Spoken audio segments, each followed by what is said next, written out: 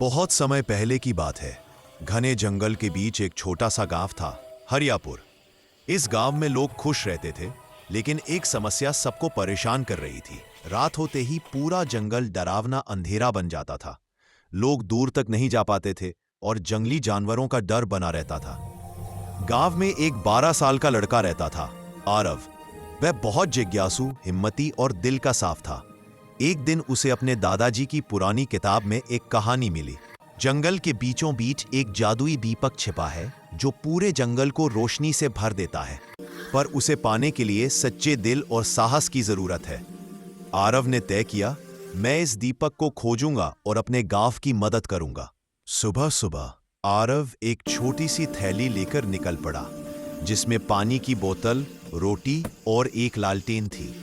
जैसे जैसे वो जंगल में आगे बढ़ता गया, पेड़ों की शाखाएं और मोटी होती गईं, अंधेरा बढ़ता गया, लेकिन आरव नहीं डरा।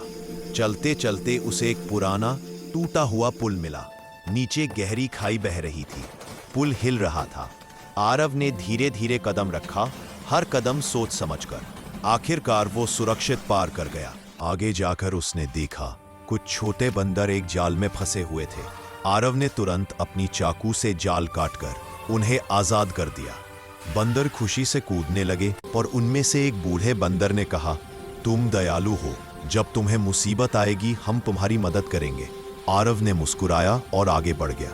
कुछ देर बाद उसे एक बड़ी चट्टान दिखी, जिसके ऊपर एक सफेद उल्लू बैठा था। उल्लू ने कहा, अगर तुम्हें गुप्त दीपक चाहिए तो मेरी पहेली का उत्तर दो।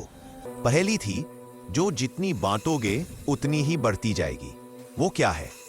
आरव ने थोड़ा सोचा और बोला, रोशनी। उल्लू खुश हो गया, तुम सही हो, रास्ता तुम्हारे सामने खुल जाएगा। अचानक चट्टान हिलने लगी और उसके पीछे एक गुफा का रास्ता खुला। गुफा के अंदर चमकते हुए क्रिस्टल थे। बीच में एक पुराना सुनहरी चमक वाला दीपक रखा था। जैसे ही आरव ने दीपक उठाया, उसमें से हल्की रोशनी फैलने लगी और पूरा जंगल उजाला हो गया। उसी समय बड़ा काला भेड़िया गरजते हुए सामने आ गया। आरव डर गया, लेकिन तभी पेड़ों से वही बंदर कूद कर आए। उन्होंने भेड़िए को इतना परेशान किया कि वह भाग गया। आरव दीपक लेकर तेजी से गांव वापस आया। जैसे ही उसने गांव के बीच दीपक रखा, उसकी रोशनी फैलकर पूरे जंगल को जगमगा गई। रात में भी लोग सुरक्षित चलने लगे, जानवर शांत रहने लगे। गांव खुशियों से भर गया। गांव वाले बोले, आरव, तुम हमारे असली हीरो हो।